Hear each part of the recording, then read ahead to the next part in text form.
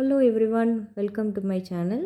ரீசெண்டாக ஒரு குக்கிங் காம்படிஷனில் கலந்தேன். அதில் ஸ்ரீமதி யோகாம்பால் சுந்தர் தான் ஜட்ஜாக வந்திருந்தாங்க.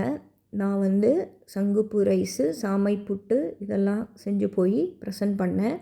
எனக்கு இதில் சங்குப்பூ ரைஸுக்கு ப்ரைஸ் கிடச்சிது. இந்த வீடியோவில் நம்ம அவர்களோட மோட்டிவேஷ்னல் ஸ்பீச்சை பார்க்கலாம். தேங்க்யூ.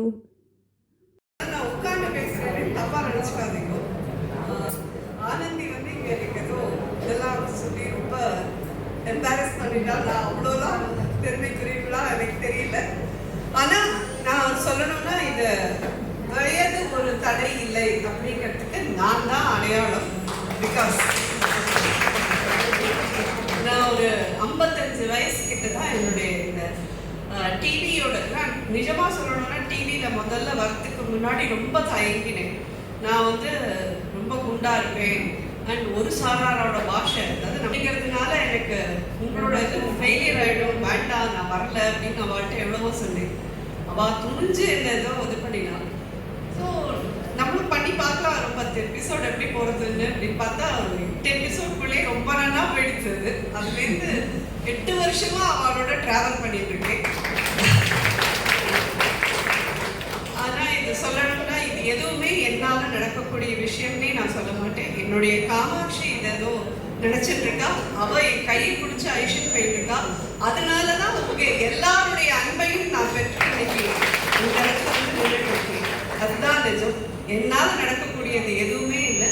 உங்க எல்லாருக்கோசரமும் உங்க எல்லாருடைய ஆரோக்கியத்துக்கோசரமும் முதல்ல பெண்களான நம்ம நம்மளுடைய ஹெல்த்தையும் பார்த்துக்கணும். முதல்ல நம்மளுடைய சௌகரியத்தை பார்த்துக்கணும். நிச்சயமா நம்ம எப்பயுமே நம்ம குழந்தைகளை பார்ப்போம், ஆத்துக்கார பார்ப்போம், மாமனார் மாமியாரை பார்ப்போம், எல்லாரையும் பார்ப்போம். நம்மளை நம்ம பார்த்துக்கிறோமான்றது கேள்விக்குறியாயிடும். ஆனால் இந்த மகளிர் தினமான இந்த நாளில், ஆனால் மகளிருக்கு ஒரே ஒரு நாள் மார்ச் 8ஆம் தேதி மட்டும்தானா அப்படின்னு கேட்காதீங்கோ. வருஷம் ஃபுல்லாக 365 நாள் தான். அதாவது பட்டங்கள் ஆடுவதும் சட்டங்கள் செய்வதும் பாரினில் பெண்கள் நடத்த வந்தோம்னு பாரதியார் சொல்லியிருக்கலாம். ஆனால் அதையும் தாண்டி நம்ம நிறைய சாதிச்சுட்டு இருக்கோம்.